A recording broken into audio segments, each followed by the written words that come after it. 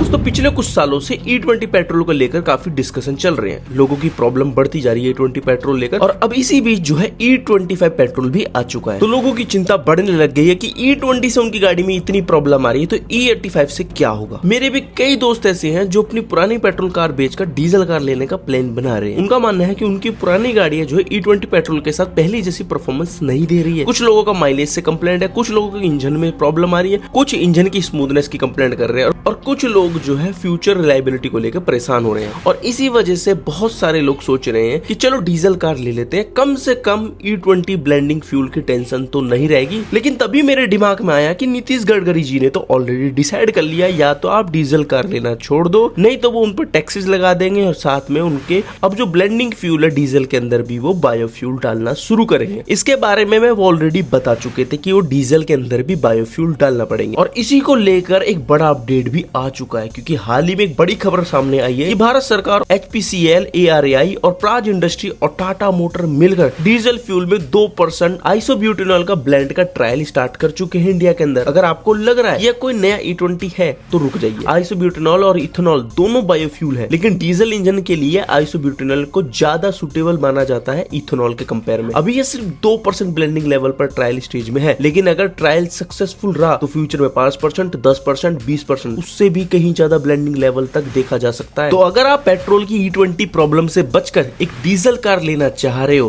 तो भाई रुक जाओ, क्योंकि जैसे अभी पेट्रोल के अंदर E20 मिला हुआ है और उसकी प्रॉब्लम आ रही है पेट्रोल गाड़ियों के अंदर, ऐसे ही फ्यूचर में डीजल के अंदर भी आइसोब्यूटेनॉल को लेके प्रॉब्लम आ सकती है। देखो अभी इंडिया जो है वो एक ट्रांसफर फेज पर है, जहाँ पेट्रोल के अंदर ब्लेंडिंग चल रही है और ऐसी बहुत सी टेक्नोलॉजी को स्विच करा जा रहा है, जो कि अभी हमारी करंट गाड़ियां उसके लिए तैयार नहीं है, ना जब पुरानी गाड़ी थी वो तैयार थी। पर आने वाली गाड़ियां हो सकती है फ्यूचर रेडी हो फ्यूल के लिए। तो आने वाले कुछ सालों के अंदर सबसे बड़ा सवाल यह नहीं होगा कि आपके पास पेट्रोल कार है या डीजल कार है, सबसे बड़ा सवाल यह होगा कि आपका इंजन बदलते फ्यूल स्टैंडर्ड के लिए कितना तैयार है। तो अगर आज आप एक डीजल कार खरीदने की प्लानिंग कर रहे हो और अगले 10 साल तक रखना चाहते हो एक डीजल कार, तो कौन सी डीजल कार आपके लिए सबसे बेहतर चॉइस हो सकती है? आज की इस वीडियो में हम बात करेंगे उन टॉप 10 डीजल कार की जो reliability, engine durability, service, parts और फ्यूचर फ्यूल ट्रांजिशन को देखते हुए काफी प्रैक्टिकल ऑप्शन लगती है। लेकिन उससे पहले एक जरूर चीज बता दूं, ये कि official isobutanol compatible car list नहीं है, क्योंकि अभी इंडिया में टेस्टिंग और वैलिडेशन चल रहा है। तो इंडिया के अंदर ऑफिशियली कोई सी ऐसी डीजल कार नहीं है जिसके अंदर आइसोब्यूटेनॉल इंजन को देखकर डिजाइन करा गया हो। यह रैंकिंग डीजल इंजन की quality, brand compatibility, long term ownership और प्योर रिलायबिलिटी के बेस पर हमने ये लिस्ट तैयार करी है। तो चलिए शुरू करते हैं। तो इस लिस्ट में 10वें नंबर पे हमने रखी है Hyundai Venue। अगर आपका बजट लिमिटेड है और आप एक भरोसेमंद डीजल कॉम्पैक्ट SUV ढूंढ रहे हो तो Venue एक अच्छा ऑप्शन है। इसका 1.5 लीटर डीजल इंजन काफी सालों से मार्केट में है और अपनी एफिशिएंसी के लिए जाना जाता है। Hyundai का सर्विस नेटवर्क भी काफी बड़ा है। फ्यूचर फ्यूल ट्रांजिशन के दौरान मैन्युफैक्चरर का सपोर्ट बहुत इंपॉर्टेंट रोल प्ले करेगा और Hyundai इस मामले में अच्छी पोजीशन में है। 9वें नंबर पे है Kia Sonet। Sonet डीजल अपने सेगमेंट में सबसे फ्यूल एफिशिएंसी कॉम्पैक्ट SUV में से एक है। इंजन प्रूवन है, मेंटेनेंस रीजनेबल है और हाईवे यूज के लिए काफी सेंसेबल चॉइस है। और अगर फ्यूचर में डीजल फ्यूल स्टैंडर्ड बदलते हैं तो Kia का ग्लोबल एक्सपीरियंस और साथ में Hyundai का सपोर्ट बहुत काम आ सकता है। 8वें नंबर पे रखी है हमने Hyundai Creta। Creta इंडिया की सबसे सक्सेसफुल डीजल SUV में से एक रही है। रिफाइंड इंजन, कंसिस्टेंट परफॉर्मेंस, बड़ा सर्विस सपोर्ट और रीसेल वैल्यू में भी काफी अच्छी है और इसी वजह से लॉन्ग टर्म ओनरशिप के लिए एक सेफ ऑप्शन मानी जा सकती है। 7वें नंबर पे हमने रखी है Kia Seltos। Seltos और Creta का डीजल प्लेटफॉर्म लगभग सिमिलर है, लेकिन Seltos अपनी ड्राइविंग डायनामिक्स और हाईवे परफॉर्मेंस के लिए काफी पसंद की जाती है। अगर आप ज्यादा ट्रेवल करते हो तो फ्यूचर ओनरशिप के लिए ये प्रैक्टिकल कैंडिडेट हो सकती है। अब बात करते हैं एक रिलेटिवली नए प्रोडक्ट की, यानी कि टाटा कर्व डीजल इंजन। हमने 6ठे नंबर पे टाटा कर्व डीजल को रखा हुआ है। यहाँ एक इंटरेस्टिंग पॉइंट ये है कि टाटा मोटर खुद एक आइसोब्यूटेनॉल डीजल वैलिडेशन इकोसिस्टम का हिस्सा है। कंपनी को फ्यूचर फ्यूल डेवलपमेंट की डायरेक्ट अंडरस्टैंडिंग मिलेगी। इसी वजह से कर्व जैसे नए प्रोडक्ट फ्यूचर रेगुलेशन को ध्यान में रखा अपडेट किए जा सकते हैं। तो इसीलिए मैंने टाटा की गाड़ियों को भी यहाँ पर बहुत हिस्सा दिया हुआ है। 5वें नंबर पे हमने रखी है टाटा हैरियर। हैरियर का 2 litre diesel engine long distance touring के लिए जाना जाता है। अच्छा टॉर्क, हाईवे परफॉर्मेंस और टाटा का फ्यूचर बायोफ्यूल प्रोजेक्ट में इन्वॉल्वमेंट इसे एक नोटिस करने वाली कार ऑप्शन बनाता है। अगर फ्यूचर में फ्यूल ट्रांजिशन होता है तो टाटा के पास एडाप्टेशन का प्रैक्टिकल एक्सपीरियंस होगा। 4थे नंबर पे हमने रखा है टाटा सफारी। सफारी और हैरियर का प्लेटफॉर्म सिमिलर है, लेकिन सफारी फैमिली बायर्स के लिए एक्स्ट्रा स्पेस ऑफर करती है, लॉन्ग जर्नी, हैवी लोड्स और डीजल कैरेक्टरिस्टिक, और इसी वजह से फ्यूचर ओनरशिप के लिए एक सेंसेबल ऑप्शन है। तीसरे नंबर पे रखी है हमने महिंद्रा स्कॉर्पियो एन। महिंद्रा का नाम आते ही डीजल इंजन याद आ जाता है। स्कॉर्पियो एन का M-Hawk डीजल इंजन काफी समय से मार्केट में है और इसकी ड्यूरेबिलिटी टेस्टेड है। रूरल एरिया हो या फिर सिटी यूज हो, इंजन रिलायबिलिटी रिलायबिलिटी का ट्रैक रिकॉर्ड अच्छा है और इसी वजह से फ्यूचर फ्यूल बदलाव को हैंडल करने की कैपेबिलिटी भी इसमें आपको मिल सकती है। दूसरे नंबर पे हमने रखी है Mahindra XUV 7XO। Powerful, refined, technology advance XUV 7XO का डीजल इंजन महिंद्रा के इंजीनियरों का एक क्लियर एग्जांपल है। और अगर आप एक मॉडर्न डीजल SUV ढूंढ रहे हो जो परफॉर्मेंस और ड्यूरेबिलिटी दोनों ऑफर करे तो ये मार्केट के स्टेबल ऑप्शन में से एक है। और नंबर 1 पे हमने रखी है टोयोटा फॉर्च्यूनर। इसका रीजन सिंपल है, टोयोटा का ग्लोबल डीजल एक्सपीरियंस, लंबे इंजन लाइफ और अलग अलग ऑपरेटिंग कंडीशन में परफॉर्मेंस। फॉर्च्यूनर का डीजल इंजन दुनिया के कई मार्केट में अपनी रिलायबिलिटी साबित कर चुका है और इसी वजह से अगर कोई मुझसे पूछता है कि आने वाले 10 से 15 साल में कोई सेफ डीजल SUV कौन सी हो सकती है तो फॉर्च्यूनर मेरी लिस्ट में टॉप पर रहेगी। अब सबसे बड़ा सवाल, क्या E20 से बचने के लिए डीजल कार लेना सही डिसीजन है? मेरा जवाब है पॉसिबली यस, कुछ हद तक हाँ। लेकिन याद रखिए फ्यूचर में डीजल फ्यूल भी इवॉल्व होगा। आज आइसोब्यूटेरॉल 2% ट्रायल पर है, कल 5 होगा, फिर 10 होगा और हो सकता है 20-30 तक भी जाए। इसलिए सिर्फ फ्यूल टाइप देखकर गाड़ी मत खरीदिए, इंजन की क्वालिटी देखिए,